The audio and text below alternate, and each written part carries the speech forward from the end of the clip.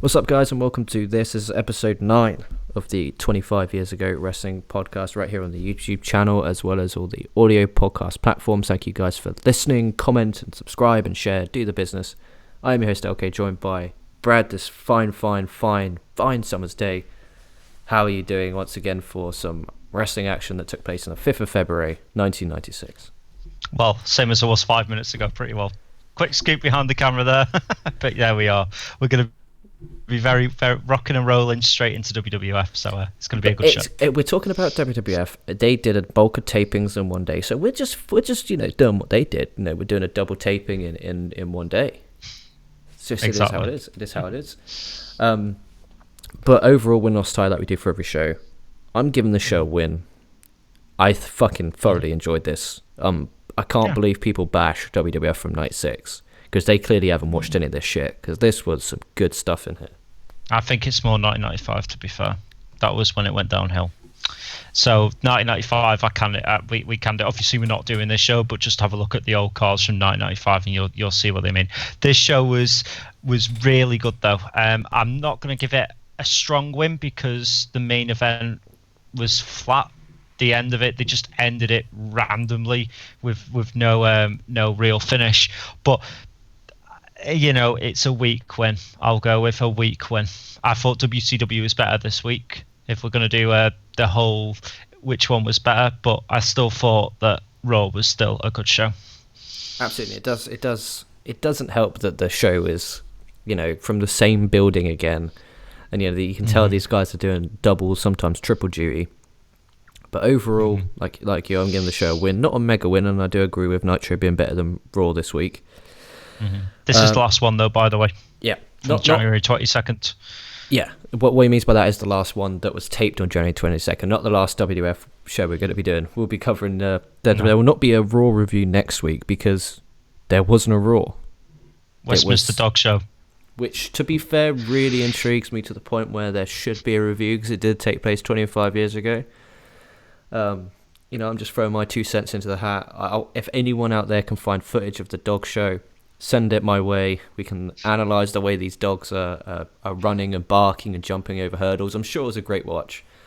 I've never watched Crufts. I have no idea what it's the same. Well, non-US people. I think it's like horse. Do you know not horse riding, not horse racing? No. It's like Crufts. It's the American version of Crufts.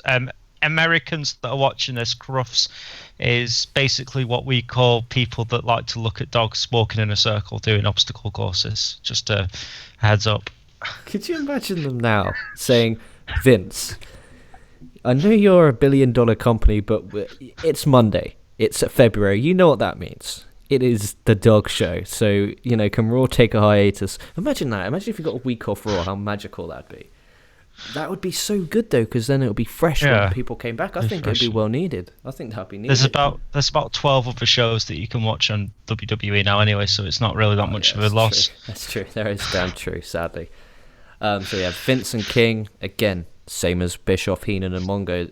They did a great job of promoting everything that was going to take place on the show. Are we going to do Superstars before we kick into this? Feed us the results from everything that happened in between our last show, which is January the 29th, to this show, which is February the 5th, 1996. Well, there's only one show that's on the telly. I'm not going to do on the telly. Fucking jeez, we really are 1996, aren't we? No, I was thinking more British. I don't think Americans say telly, do they? It's TV. On the TV that was on. So we're going to just go through this and just read you what happened. So the Godwins, Henry O. Godwin and Phineas I. Godwin with Hillbilly Jim defeated Ed Moretti. I've never heard of Ed Moretti. And James something or other, James Samudo. Isaac Yankum DDS, which is Kane. Oof. Defeated Avatar, which is Al Snow. So there we are. I was about to say, I thought that was it. Imagine tuning into that show.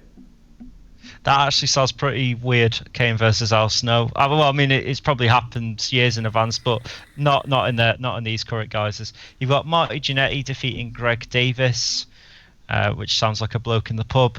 Hakushi defeated Buddy Wayne. and Razor Ramon defeated Jeff Jarrett by DQ. So you're not missing much from missing this show, I'll say that much. No, and I think that at this point in time, I think they've switched. I think this is Raw is now the A show, and Superstars is the B show. That's my opinion. I think they've done a switch here. I think, especially with the Nitro kicking their ass, I think they've done a switch. I think Raw is now the A show, because, listing that talent compared to what we're seeing on this show, I think we're in the transition period now. But it's still Raw future talent. It's still future talent. Yeah, but that's like NXT. That's like NXT. Mm-hmm.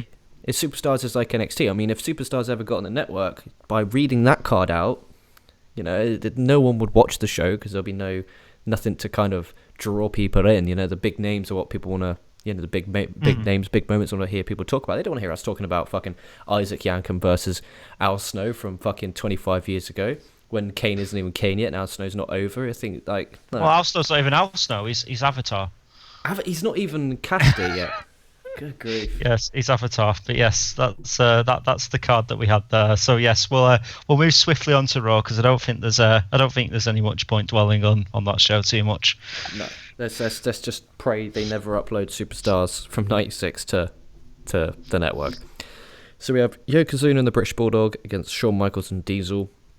Mm-hmm. The match, is taking place after Shawn Michaels and Yokozuna's one-on-one match last week ended with brawling. Mm-hmm. The match itself was really good. I really enjoyed it, and I don't know if you get this feeling as well now. Diesel here, because if you've watched Diesel '95, he's quite serious character, but now he's kind of become kind of a bit goofy when he's with Shawn Michaels here. Very kind of Kevin Nash NWO-esque, and quite very clicky and very quite cringy. No, I don't think cringy is the right word. I think he's just having fun. I think there's a difference between cringy. When I'm watching cringy, I'm thinking, get this off my screen now. When I'm watching someone having fun, I'm like, oh, fair enough. Yeah, I think cringy. Yeah, I apologise for the cringy. I didn't mean cringy. I just meant what's a better word to describing it than cringy? It was just kind of different. Fun. Yeah, he was goofing around. Yeah. He was just being a bit goofy, goofing around. Yeah, I quite liked it. I thought Diesel and Shawn Michaels were fun in this match. It was, I hope we get a few more Diesel and Shawn Michaels matches, because they do gel well together. And yeah, British Bulldog and Yokozuna being the serious team. Obviously, Yokozuna getting more and more annoyed with the whole team as the match goes on. Before that, I've yet to watch it. Have you watched the new Yokozuna documentary that's just popped up on the network over the weekend? Last weekend, sorry. No, but I can do if you want me to feed that back for the next show. I haven't watched it. It's just, it might be an idea if we're watching the Yokozuna match, we can kind of get a breakdown of the Yokozuna. Do you want to do that? Yeah, do you want to do that for the next show? Yeah, we'll do that for the next In Your House maybe, because apparently it's a great documentary. Like, apparently it's really good, and it's only like half hour long as well. So. USA chants for Shawn Michaels and Diesel was one thing I never thought I'd fucking ever hear in my life. Just Shawn, like, no HBK, no Diesel, it's USA. Like, could you imagine going to a Brit Rest show and they're there, UK? It's like, that wouldn't fucking happen.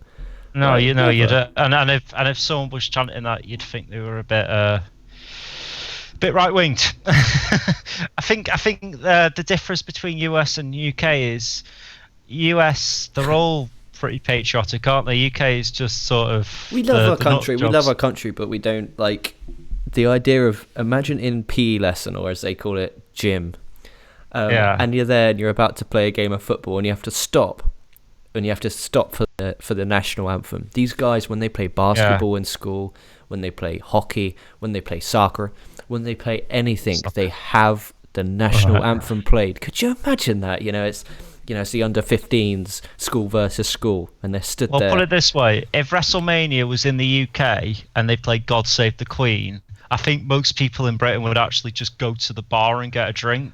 I think in US they're more standing there with the hands on the heart. I don't know though, because when it's national teams, so for example when England are in the World Cup or the Euros. Yeah, that's different. That's different, innit? I think that's the time the country comes together. I think that's the only time we ever, in harmony, sing the national anthem. Yeah, like if a wrestling show had the national anthem on, most people think, "What is this shite?" and go get a drink. Yeah, like that's the difference between UK and US, I'll say. Absolutely. But the match ended with Shawn Michaels hitting the sweet chin music, sending Yokozuna to the outside.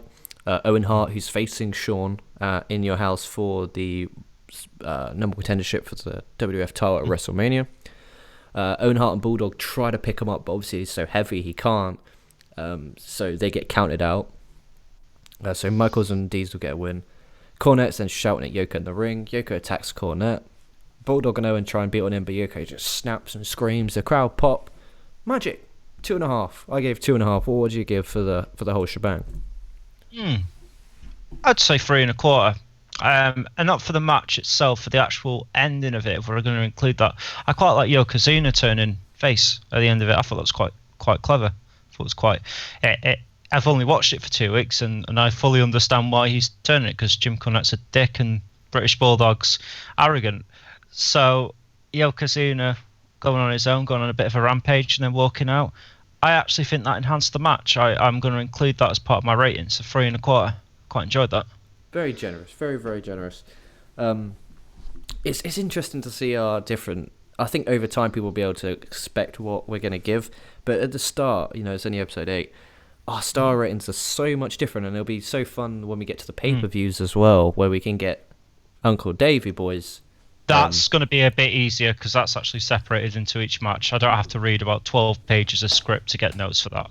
Does he actually write down everything that happened? I mean, like, everything. Well, basically, he writes it like a big essay, so you have to read it and reread it and reread it to get bullet points out of it. And it's fine if you just want to get a glimpse at it and just trying to figure out. But when you're actually doing notes for a show, it's like, for God's sake, do I have to do this every week? Yeah, you'll get burnt out. Do for pay-per-view. I will for pay-per-views, because he actually organises it into match by match by match, and it gives it star ratings and stuff. That's the type of stuff that I think is going to be more fun to talk about than just him writing 12 pages about who's going to turn up where and when. ECW is easy as well, because there's actually a section just called ECW. So that's fine. Yeah, that's much more helpful. Then we went to a Mankind promo. It's a video shot of his ear. He says, maybe I found a home, a hardcore home, and hopefully I have a nice day. It was great. It was absolutely great. It's who the fuck is this? It's not promoting Cactus Jack. Obviously, at this point, Cactus Jack is still in ECW and he's still wrestling. Like, he's involved in a feud with the franchise Shane Douglas. Everyone go check out episode 7. Yep. But it was kind of like, I miss these old school promos where I'm excited to see Mankind, and I guarantee you Mankind's going to get a pop before he even comes out, because people are anticipating and wanting to see who it is.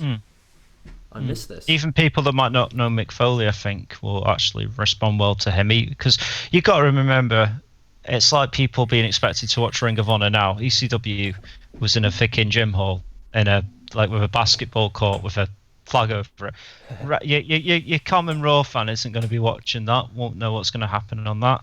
So do you think that... I hope that they'll pop for him just the same, though.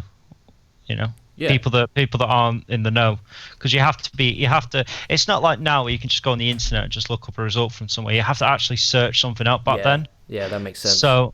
So like them actually knowing him will be a bit unlikely, unless they watch WCW, maybe, because he was in WCW. But yeah, I think as a whole, I hope they respond well. I'll say that much. Touchwood. Let me go 1, 2, 3 Kid versus Hakushi. Now here's an interesting one for you. I'm in the process of watching the 23rd anniversary Giant Bubba Memorial show, which they do every year, and it involves talent from all kinds of promotions in Japan. They all kind of gather. It's still going on this now in 2021, is this? Or is this an old school thing? No, it's 2021. Right, okay. It's the 23rd anniversary of it since his death, and they've done it every year, and they probably always will. And in the opening match was Hakushi. And it's so weird how I watched the Raw last night, and late last night I started watching that show into this morning, and Hakushi was the first one, and I was like, fuck me, I saw you 25... Well, I didn't see you 25 years ago, but I literally just watched you in the 25 years ago series that I do, and now I'm going to be covering you again in 2020. Oh, I've got the name of him, Jinsai Shinzaki. Yeah, honestly. His name now, yeah. The shape he's in is incredible. absolutely so phenomenal. you can't tell he's. I can get the age in here as well.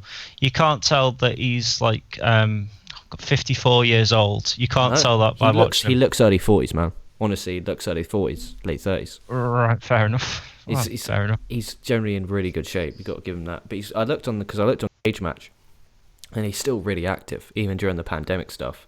Good on him. Good on him. Anyway, 123 Kid is obviously X-Pac / Sean Waltman, but very young in his career.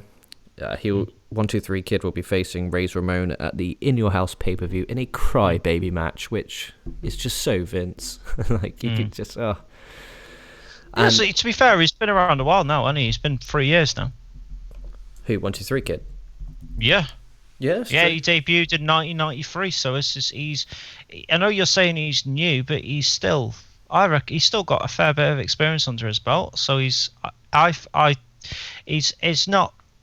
By new, you don't mean he's not in his later gimmick. I get that, but I mean, he's pretty seasoned at this point. Oh yeah, no. It's just compared to seeing him, in the late '90s, early 2000s, where he's really, really, really fucking good. But I'd say he's I don't know. I don't know. I know X-Pac heat is a thing, so I don't know how.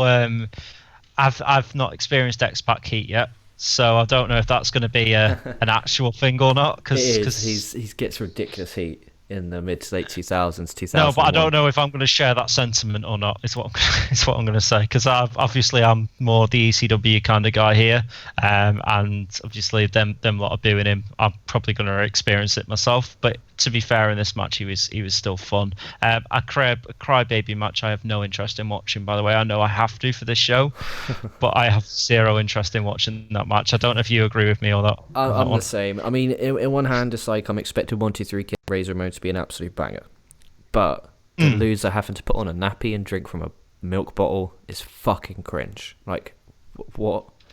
I guess there's no need for it. But I was, whilst I was watching the show, I kind of had a little bit of a note tally going on for how many times Vince would say anything can happen in the World Wrestling Federation, and we're 17 minutes in. Remember, there's been, a Mankind promo. There was also hyping of the show. Then a full-length wrestling match. And at the 17-minute mark, including intros, etc., he said it 4 times. Anything can happen in the World Wrestling Federation. 4 fucking times. The exact quote. That's not anything can happen in the WWF. It's the exact anything can happen. It's so much. It's so much. So that's like on average every 4 minutes he says anything can happen in the World Wrestling Federation. 4 minutes. It's so much. It's so annoying. I think Vince is great at commentary. Generally, I really enjoy his commentary. But man, he says it so fucking much. All the time. Like, I get it. Anything can happen. Anything. It's marketing, though, isn't it? That's how he's going to try and sell his product. Yeah, I think it was chill out. It's like, have you watched any recent Impact shows? No.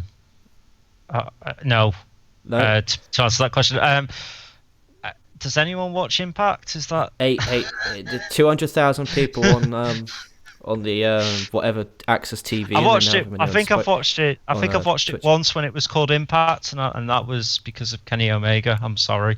Yeah, that's fair enough. Well, Matt Stryker's on commentary, Dino Brown, and Matt Stryker literally every 2 minutes says the word sport, like in this sport, like beyond belief. Yeah. Up at Joey Matthews. He's backstage. He's gone quite high up in the company because he's been there for so long now, isn't it? Oh, right, okay, because he was commentating when Kenny was there. Sorry, this is going off on a tangent. If you guys watch Impact and you can fill me in, my Twitter is Bradcasty170. I have zero interest in that promotion, but if there's stuff on there that you think I should watch, just tweet at me and I'll give it a shot. Magical. Right, so they announced next week will be exclusive videos of the WWF action on tour. I have no idea where this is going to be airing. I have no idea where it's going to be airing, but who cares? 123 Kid during this match hits this enziguri where they did a slow-mo replay and Kid just kicked him square in the top of the forehead. It looked absolutely filthy. And then a butterfly superplex off the top from 123 Kid got the win. I really, really enjoyed this. I'm going to give this 2 3/4. I thought it was really fun, and it was kind of it felt a bit new because like in the previous matches that we've watched on Raw, it's kind of been big men, but here you got two junior heavyweights, cruiserweights, whatever you want to fucking call them, going at it in a decent fucking match. Yeah, three, I'd say. Yeah, I mean, it's match of the night. It has to be because it's the only match with a finish. Ah, no. I don't know. To be fair, I think looking at my numbers, I gave it. It's has the to be the match of of the night. It's the only one. It's the only one with an actual finish. Yeah, but WCW Nitro didn't have clean finishes, and you enjoyed that. Yeah, true. But if we're gonna look at like, I think, but to call it consistent, yeah, I think a match has to be the best match if it has the best finish. That's I'd say. But then I don't know, because I think that the LOD versus Luger and Sting was magnificent. It had a fuck finish. Had a fuck finish, but at least that had a finish. I mean, the first match was count out. The second match the third match didn't actually end. So, I guess. At least it does have a finish. So yeah. Have you took notes on the Clarence Mason thing? Because we missed that last week with Vader. Yeah. I've got both the promos. What's that? Yep, we'll talk about that next. So Jim Cornette is with the lawyer. I didn't catch the name. I wasn't. Clarence Mason. Is he an actual lawyer or is he a wrestler or what is he? I'm going to look up who Clarence Mason is because I don't know. Yeah, because I have no idea who he is. Whilst you look him up, that guy. He's an attorney. He's a legit one. He's a former professional wrestler known for his attorney gimmicks, but he is actually an attorney. What, right now? Yeah, he currently practices in offices outside of Delray Beach, so he's a wrestler that played an attorney that became an attorney. Magic, you don't write that shit. You can't write that shit. That's success stories from the 25 years ago podcast. That's something that you guys didn't know that you can now take away and be happier during your day, knowing that the wrestler who played lawyer actually became a lawyer. That's fucking brilliant. Anyway, that guy says they haven't heard back from the WWF about Vader's suspension yet, and says they'll sue the WWF if they don't hear back from them. Mm-hmm. It was good. Solid. Yeah. And then we went to, this was brilliant, Gorilla Monsoon's promo from, I'm presuming, his house. He apologises to the fans for getting physical with Vader, and thanks people for sending in their cards. Oh, fucking if you were one of those. I said Hall of Fame, though, on it. I didn't know they had a Hall of Fame until I thought the Hall of Fame started in 2004. No, it wasn't. They didn't do like a ceremony or make tape. They just put people in it. So, like, I think Andre was already in it at this point. A few of them were already in. That's why they kind of hadn't had any big ones. But fuck, this was just so funny. Like Gorilla Monsoon, just like thanking people for these cards. You could just picture these fucking like people writing. Could you imagine that now? It'd be like, thank you for the tweets and the Instagram posts that you guys have sent me and the TikTok video wishes, hoping me to get well. It was just so funny. They do that shit on pre-shows, don't they? They do all that. I think it's cringy, but they still do it. I mean, they don't do physical letters, but I don't think anyone does physical I want that back. I want that back. That's one thing I want back. I want people to send Kevin Owens PO boxes. I want him to send them emails, fax. Send it to the WF headquarters, hoping you wish as well. And then I want a 2-hour unopening YouTube video from Mr. Kevin Owens, opening these letters from these. I don't know what you want to call them because I guess it's a different time. But if I saw someone on Twitter like tweeting, I hope you after a work injury, it's like someone taking out Jerry Lawler in the ring, all right, and he's absolutely fine. It's all a work. He's absolutely fine. And then if I saw people tweeting at Jerry King Lawler going, I hope you feel better soon, Jerry. You're in my prayers. I would think they're fucking a fry short of a happy meal. I think they're fucking mental nutcases. Yeah, for a storyline, yeah. But I mean, was this at the point where they still pretended everything was real? Yeah, I think they do. I think, yeah. Yeah, they must have if people sending fucking Gorilla Monsoon fucking get well soon letters. I mean, if you do think it's real, I hate to break it to you, unless you're like a child, then it is real. Like Santa Claus is real, but yeah, wrestling is obviously fake. But if people are sending these letters and they are grown up sending them, I do question some of their intelligences. imagine that? What are you doing today, son? I'm writing Gorilla Monsoon a letter, Mum. He got attacked by Vader. Could you imagine? Oh my god. I'd just be like, I'd just give him a slap and say, for God's sake, grow up. just give him a Playboy magazine and be like, look, this is what you should be interested in, not this. Not fucking sending postcards at fucking 13, 14 years age. Oh my days. Different times, eh? Different fucking times. Magic. Magic. Then we go to the world title match. We have The Undertaker challenging Bret Hart. Makes sense because it's a rematch from the Royal Rumble where Diesel interfered and cost Taker the match. Have you missed a segment here? No, he had Gorilla Monsoon. Billionaire Ted. No, that's the main event. That's after the main event. Oh, for God's sake! Right, okay, carry on. So, I don't know. Fucking hell, I don't know why, but when I watch WWF and there's like a world title match, maybe it's because they do them more rarely than WCW, who give it out every fucking week. Mm-hmm. I still get that big fight feel, like a real big fight. Oh my god, this is fucking really important. Well, you just answered your own question. It is why. Yeah. Because they do it so rarely. Because they do it so rarely, and they also know that we're not going to be able to watch for 2 weeks. So, or people aren't going to be watching for 2 weeks because Raw's not on. So, they want to give you something big and lasting to watch. So I think, yeah, good on them. And actually, the stars just feel bigger in WWF, I don't know why. Like, why does Bret Hart and The Undertaker feel bigger than Hulk Hogan and Ric Flair and Randy Savage? It just maybe because they're not on TV every week. Yeah, that's a very valid point. That's a very valid point. Undertaker versus Goldust is announced for in 2 weeks on Raw, so that should be fun. I enjoyed on commentary because obviously it's Bret Hart versus Diesel for the WWF title in your house in a cage. But on commentary they told you if Undertaker wins, he takes his spot. So you're like, actually, Undertaker versus Diesel is actually a big feud. So this is actually possible. So when you're watching the match, you're thinking, you know what, Taker could actually win this, which helped a lot. Diesel gets on commentary.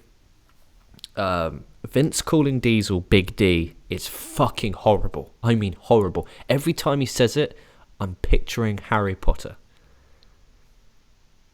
Big D. When Dudley and his group of friends are talking to Harry, and then Harry's like, "Oh, you're right, Big D, bullying other kid." But Harry, I was going to say it wouldn't have existed at this point, Harry Potter, but it's still a bit of a weird name to call him, isn't it? Big D. Oh, hello, Big D. He kept calling him it. I hope he doesn't. Oh God, do you reckon he calls him that backstage? You're right, Big D. It must be if Ed and Eddie Double D. Do you remember that? No. I don't know if you do. Oh no. Ed and Eddie. Is that a cartoon? Yeah, from like the 90s, from around the same period that this would have came out. No. Right. Okay. Remember. Again, this probably is a bit irrelevant, but they had an old-fashioned Cartoon Network cartoon called Ed and Eddie. He called him Double D, one of the guys in it, the smart guy in it. So calling him Big D, I think, is a reference. And I also think Big Dick Dudley. Yeah, that's true. That's true. Yeah, we will never refer to Diesel as Big D on this show. No, never. There was a ref bump. Diesel then attacks Bret Hart. Taker then takes out Diesel until Diesel fucks him up with a chair, hits two jackknife power bombs on Undertaker. Hart, it goes to commercial, we come back. Hart is then brawling with Diesel to the back and the match just ends. It's it. Finito. Finished with like, the match ends a draw. It's like, well, alright. Like, it was confusing as fuck. It's like Diesel attacks Hart for some reason. No provoked. No nothing. I guess because he's facing him at the pay-per-view. But then Taker then takes out Diesel, which I guess makes sense because Diesel cost Taker the Rumble. Diesel then takes out Taker for taking him out, I guess. And then Hart and Diesel brawl to the back. I guess I'm assuming that we're leading to a Taker versus Diesel match at WrestleMania, so it kind of works. But horrible finish. I agree with you. Horrible. Reading it back. Horrible. Yeah. So it ended with two of them running out to the back, and then that's it. The match just ended. It didn't have a conclusive finish at all, and that was your end of your show until the Billionaire Ted sketch. So I gave it 2.5. What'd you give it? Because I thought the match actually itself was enjoyable. Yeah. No, I thought this match was 2.5. The match is all right, but the actual finish was terrible, I thought. And then we went to the reason you're all here, Billionaire's Ted's press conference. God. Carry on. Here we go. So, this is what a guy asked. When I mean a guy, I mean there's like loads of journalists there. He says, "Is it true your wrestling company has lost millions of dollars?" And then Ted Turner, quote, goes, "As long as I'm having fun, that's all that matters." Then they take the piss out of the stockholders losing money. He says he wants power and money, and then says, oh God, this is tragic. "When I see my dad, I'm going to say, kiss my ass." And Kiss my ass club, yeah. I didn't enjoy this. This was terrible. And then the worst part was Vince says in the New York Times there's going to be a press release, which they actually show. And it says, "Has Ted Turner lost $40 million of your money in his personal vendetta against the WWF? Where are those losses reported in the TBS financial statements?" Like, imagine if, I don't know if this actually posted, but the way he said it was actually serious, Vince. So I'm presuming this did actually post. But imagine if this caused all of the stockholders to leave. He could actually damage, like, the wrestling business so much. Like, we wouldn't be here talking about. Do you think he cares? Yeah, I think as long as he makes money, do you think he actually cares? Yeah, maybe. I don't know. I thought that was really, like, I always thought, but this is my fault from viewing this from, you know, watching, for example, the Monday Night Wars show on the W Network, which really promotes the kind of WCW bullying WWF. That's how, because that's the narrative they are fucking Dave Meltzer word, the narrative they want to kind of have. But Definitely. to me, watching this now, WCW is just trying to get a good number. WWF is just taking digs on Nitro. Yeah. Like, their tunes, their fucking songs soon fucking changes when they lose Diesel, Razor Ramon, and every fucker else who goes to WCW. No, it doesn't. When they go to WCW, they're doing what they did with Hulk Hogan and Randy Savage in this, but with Diesel and Razor Ramon. Oh, it's the fake characters, isn't it? Yeah. Oh man, it's so. No, petty. It doesn't change at all. They're petty. Really petty. I've told you that. I told you this last week. They're 100% petty. You're starting to see what I'm saying, though. Yeah, WCW is actually, if you're looking at this just from the outside, like kind of just watching and enjoying both. WCW, I kind of feel sorry for them. They're just getting bashed when they're just trying to put on a good show. They're trying to draw a number. Yeah, they're trying to beat them, but it's fucking TV. Get over it. It's the TV business. You really reckon they don't try and beat each other on numbers? You really reckon when there's a football game on Sky Sports and a football game on BT Sports that they don't try and, you know, have the best coverage, have the best analysts, have the best everything? It's competition, but they're not going to start slugging. No. Sky's not going to go on and start saying BT's a terrible network, though. No, it's really unprofessional, and I'm not a fan. Vince, sort it out. Please. I can't bear another one of these billionaire TED press conferences, because I'm losing more respect for this kind of era of wrestling, and the more it goes on from WF, because I'm looking forward to the In Your House, but I can't be dealing with this petty bullshit. It's fucking horrible. It makes you feel dirty when you watch it. You're like, oh man.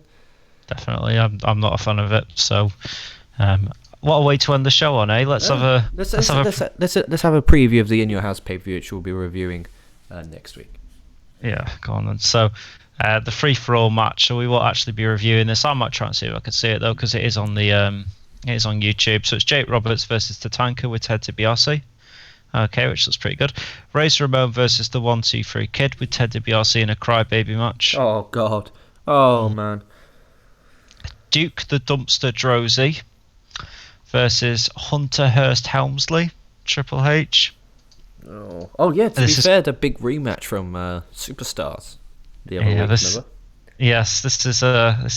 isn't leaving me with a good taste. Yokozuna versus British Bulldog with Jim Cornette. That'll be good. Smart booking. That'll be good. Owen Hart with Jim Cornette versus Shawn Michaels in a World Heavyweight Championship #1 contenders match. Well, we know who's going to win, but there's no spoilers here. But we all know who's going to win that one because we know history. World Heavyweight Championship steel cage match: Bret Hart versus Diesel. Now, that looks pretty good. There's also a couple of dark matches as well, which I'll read. So after the show, there was the Godwins. I'll actually jump to give the results of the dark matches because we're not going to watch them. So. For the dark matches, the Goblins defeated the Body Donners, Ahmed Johnson defeated Isaac Yankem DDS, and The Undertaker defeated Goldust by countout in an Intercontinental Championship match. You know what's gonna be really shit? Yeah. They announced that Raw in 2 weeks is gonna have Undertaker versus Goldust. So what happens if you actually just read out the spoilers for the Raw? Oh. No, I haven't. Are you I sure? actually haven't. Because they might have taped it. They might have taped it post in your house. No. Because the matches for next week's Raw, which I don't mind reading because it's no spoilers, is Goldust with Marlena versus Razor Ramon in an Intercontinental Championship match. The Ringmaster with Ted DiBiase versus Marty Jannetty, and Tatanka with Ted DiBiase versus The Undertaker with Paul Bearer. I have checked this, mate, and it is fine. Okay, so that's the Raw then in 2 weeks' time, yeah. Because obviously there's no Raw review next week because the dog show, in actual '96 time, was more important than Raw. So with that in mind, anything we wish to promote, to share, to get off your chest before we wrap this bad boy up? No, Twitter's at Broadcasting170. Tune into this show. We'll do it, sort of regularly as we have been doing. It's been great fun, and I hope to continue. Have you got anything that you wish to promote yourself? No, never. Always everything that's, like you said, that's already on here. Everyone check it out. We'll be back with episode 10, which will be the WCW SuperBrawl 1996 show, like we said on episode 8. That will be coming to you guys Wednesday-ish time. We'll record on Wednesday. But no, everyone check out this podcast. Obviously, if you're listening on the SOS Wrestling Network on YouTube, make sure you subscribe to that over there. I'll be also doing current day show reviews on there. Looking forward to talking about the Giant Bubba show tomorrow. If you're listening on audio, if you're listening on iTunes, leave a 5-star review if possible. Would love you for that. It costs nothing. Share it about as well if you can. That is always helpful. But thank you guys for watching. Thank you for coming on. It's been good fun, this double taping. Definitely. Until next time, make sure you guys stay safe, stay well, wear a face mask, and we'll be catching your asses down the line.